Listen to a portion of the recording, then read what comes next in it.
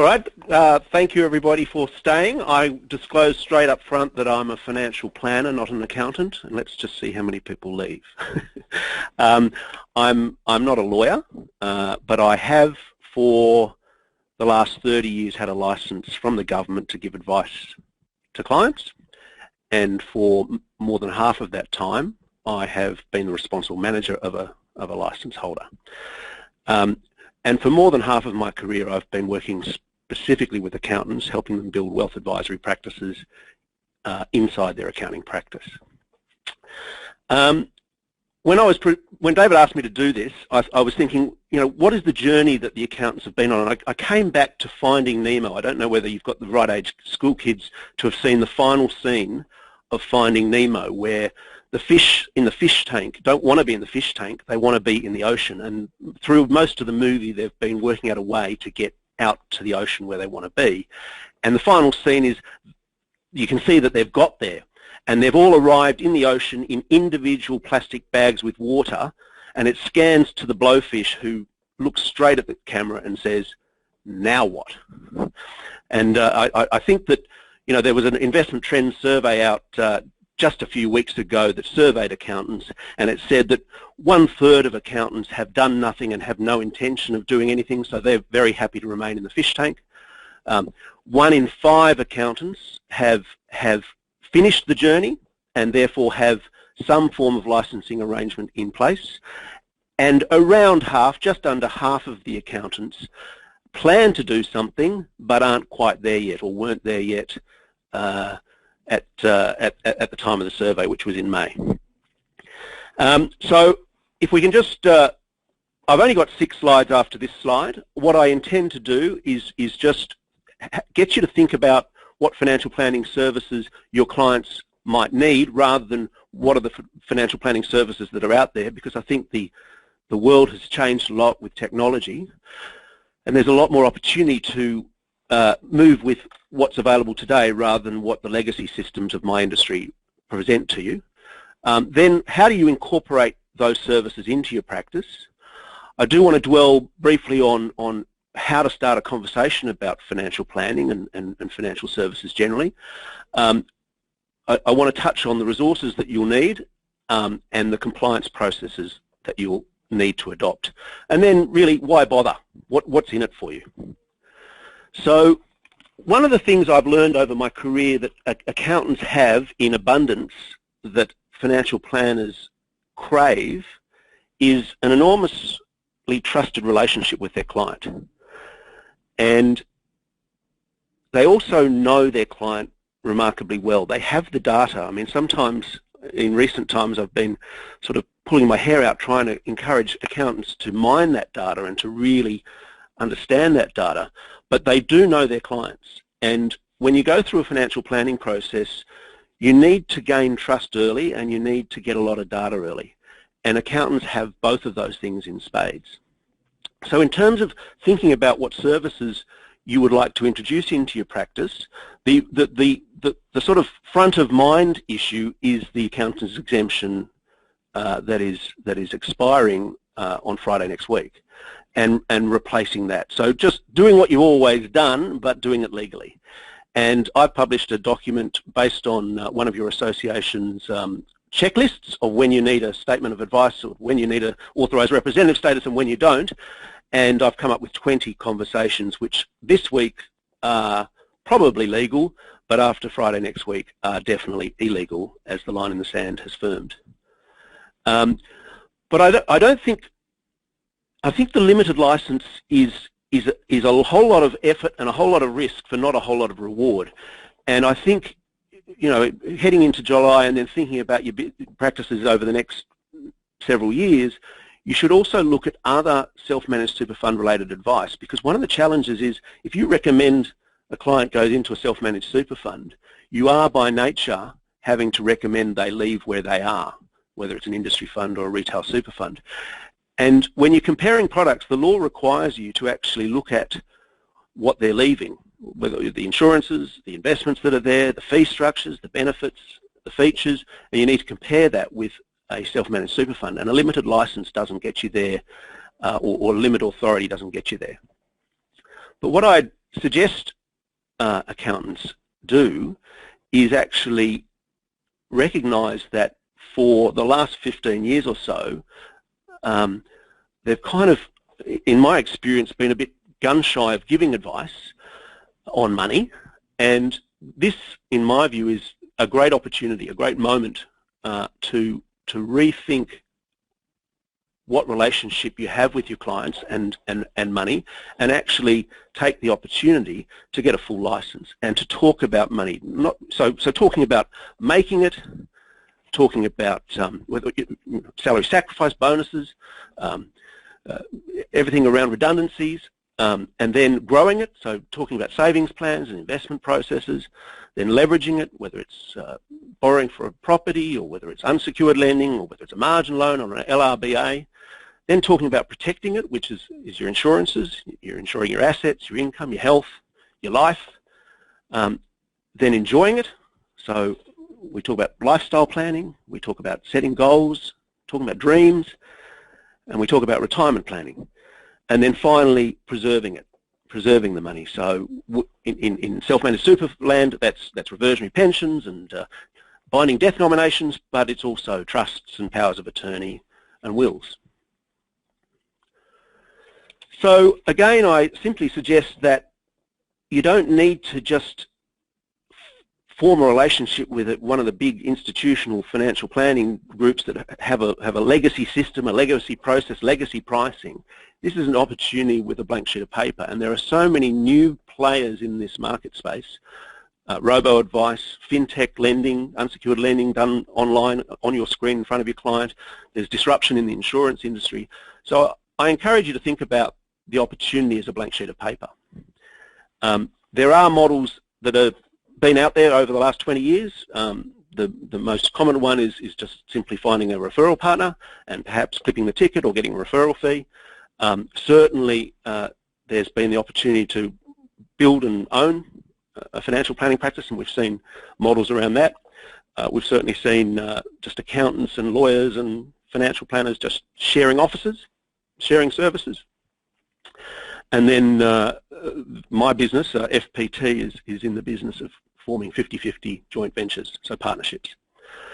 One of the things that in my time spending lots of time with accountants is that the thing that they value most and their clients value most, or one of the things they value most, is their independence. That trust comes from that independence.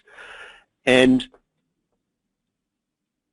unfortunately in our industry, most financial planners, most platforms and most products are all vertically integrated.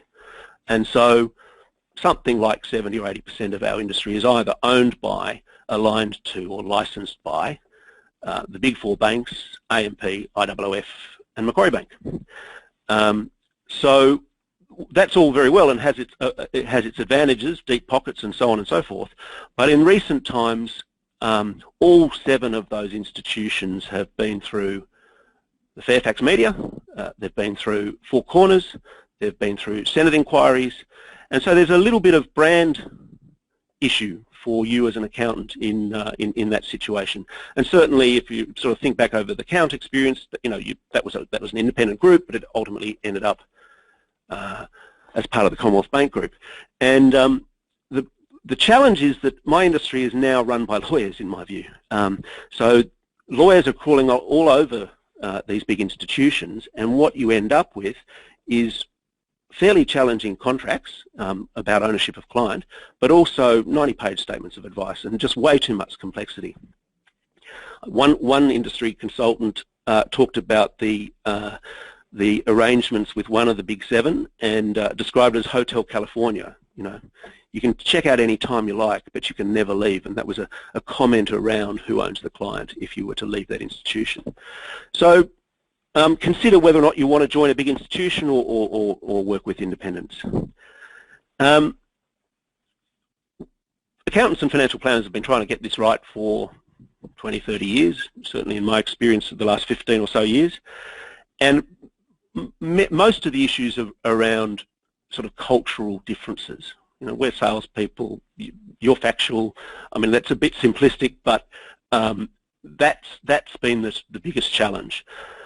But also, our industry's only been interested in, you know, a small part of your client base. What might be an A-class client for your practice is not necessarily an A-class client for a financial planning practice. And, you know, they've been very happy to take your 10 biggest, fattest, happiest retirees, but that's not necessarily who you wish to please. And certainly we've seen experiences of accountants who decide they're going to train up and become a financial planner and wear both hats, and then they run around for you know, at 100 miles an hour for a while, and then they get burnt out and retreat back to the safety of being an accountant.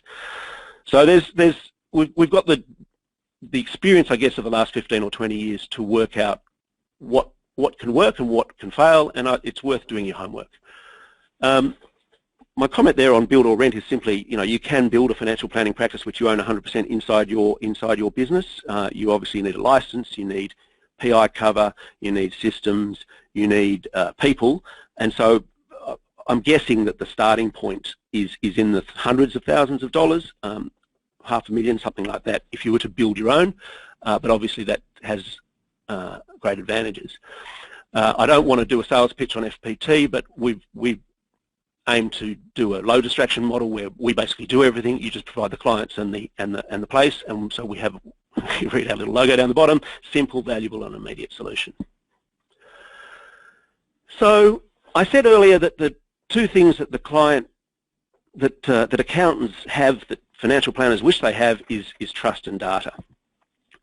And this, I could spend days talking about client conversations, and you know, there's wonderful people out there that are consultants on these things. It is a different conversation that an accountant traditionally has with their client than the kind of conversation that a financial planner has with their client. And I don't want to, you know, oversimplify it, but accountants typically have facts, have information, have technical expertise, and so the relationship between them and the client is very much the client is paying for that expertise and paying for that knowledge. And I guess with time and with new technologies, you know, the amount of information available to your clients is changing, and clients are more empowered, and so I think naturally the relationship between an accountant and their client on accounting matters has evolved naturally into more of a consulting role, more of an advisory role. Financial planners meet a client for the first time, and they have to build trust very early, and they need a whole lot of data. We have a data collection process, we need to know risk profiles, there's a whole bunch of things we need to do. And we're trained in how to gain that information and how to engage with clients. I think the best investment you could make in having established a wealth advice practice in your business is in improving the way you start that conversation with your clients. We've used a process called Astute Wheel, but there are plenty of other client engagement tools out there in the marketplace.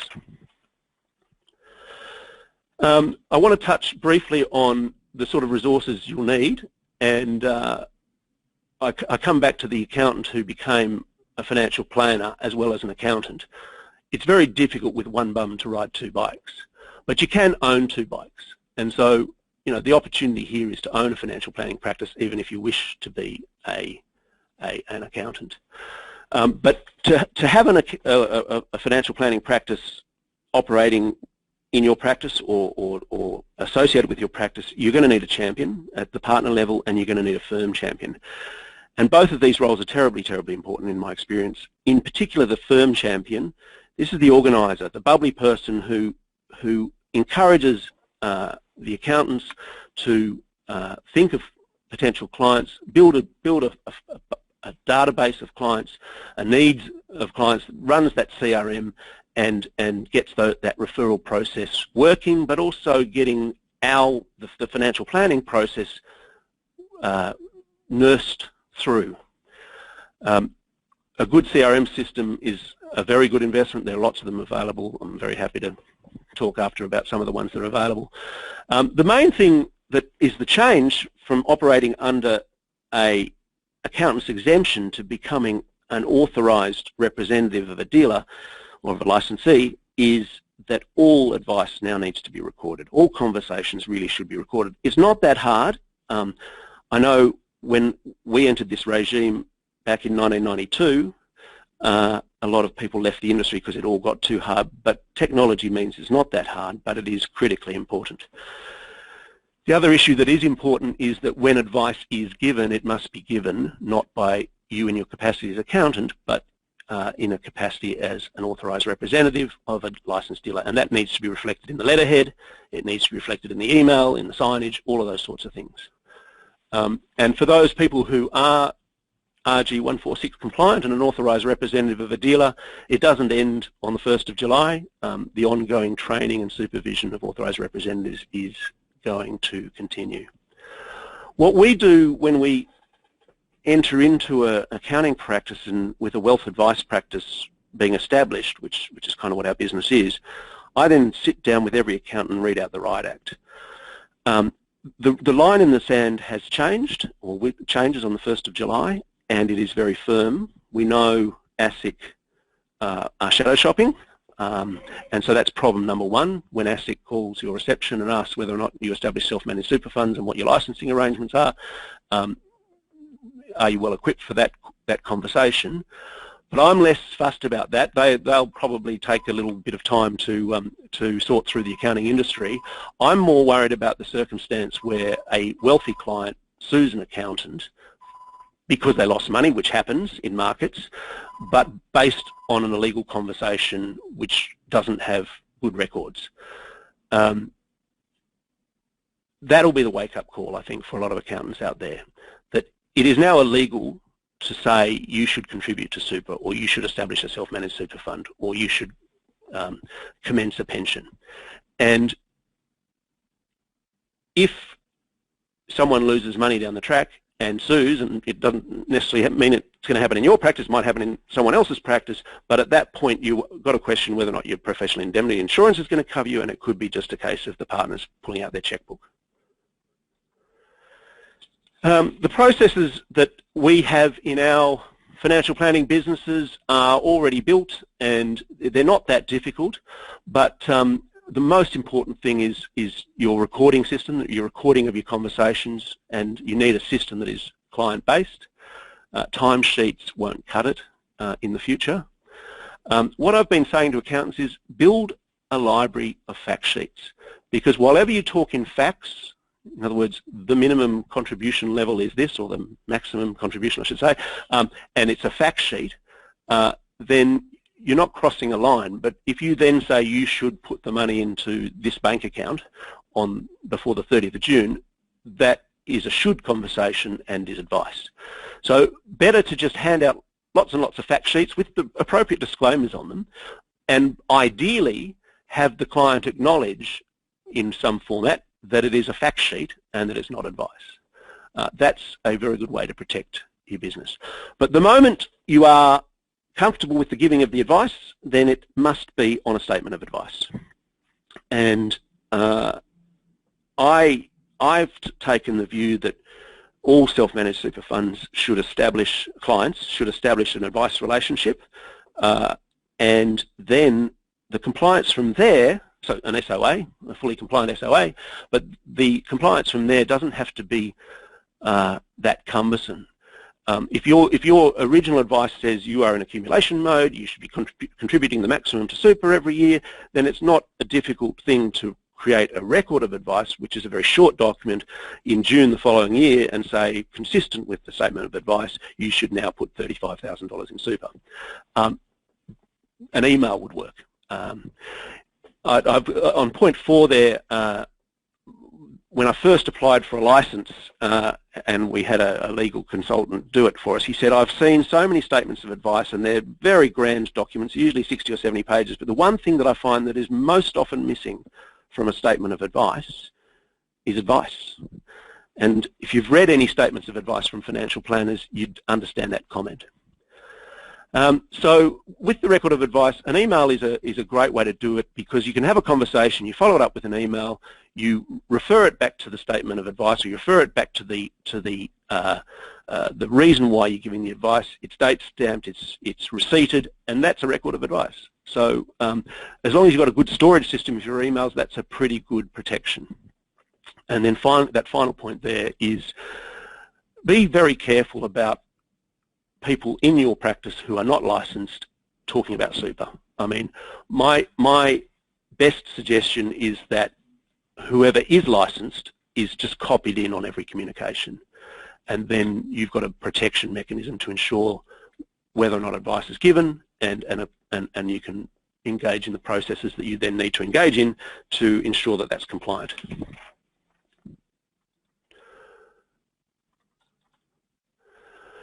So, like the fish who were so desperate to get out to the ocean, you know, I've spoken to a lot of accountants over the last few years, and there's a lot of frustration, a lot of anger, and there's a little question of kind of why bother? Why am I even going down this path? And the answer is that the great thing about being a financial planner is seeing your clients achieve their goals and sleep at night. So what's in it for your clients is simply that. They trust you, they walk into your office and they expect to get good, trusted advice.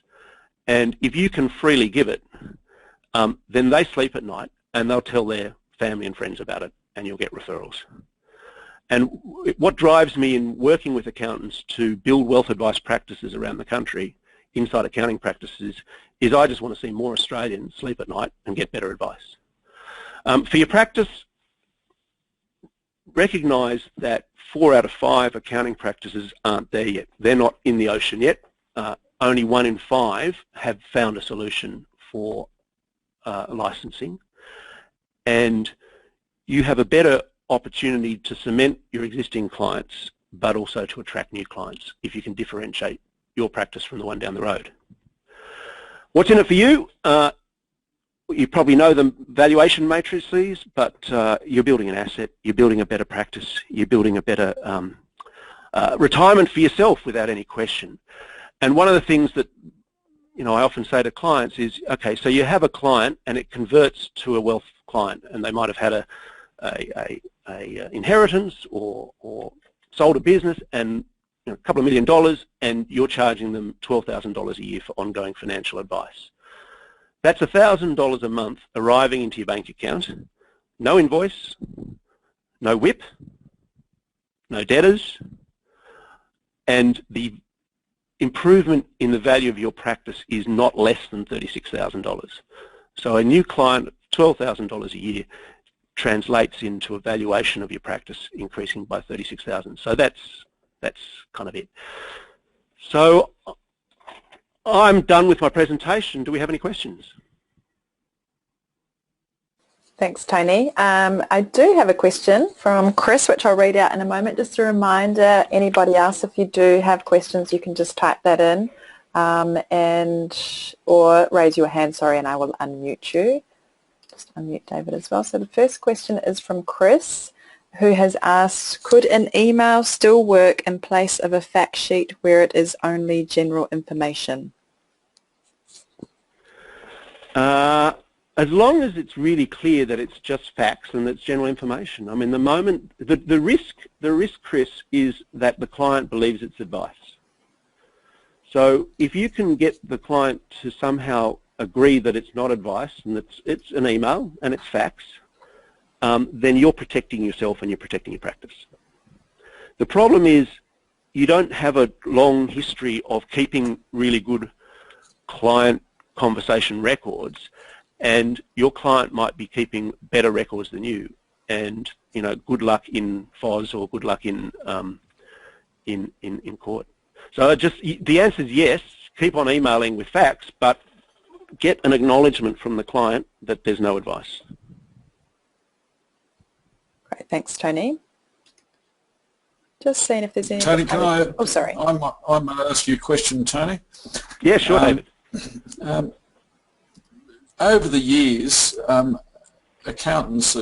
many accountants have been concerned about being too closely involved with financial planning because, if something goes wrong with the investments, they're going to get tarnished with that, and it might damage their client relationship, and the whole remuneration model that used to exist in financial planning was something which many accountants were uncomfortable with. Some of those feelings obviously still remain, and I suppose that one of the questions for you is, you know,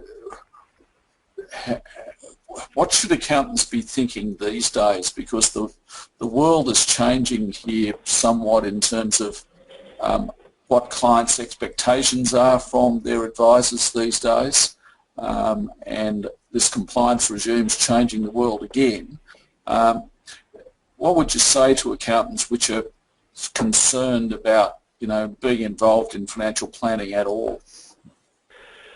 Well, if they're, I mean, two things. One is if they're referring out to a third-party planner who's charging the, you know, believes that a good client outcome is 2 or 3% per annum in annual costs, then they have reason to be concerned. But the world is changing, and technology is enabling financial planning to be delivered much more cost effectively, with robo-advice almost for free, good advice for free.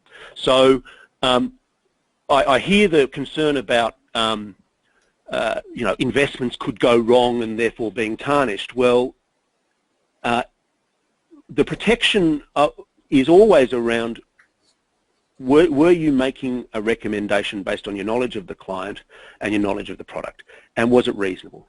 You can't stop clients losing money, but you can stop bad behaviours, and you can stop greed.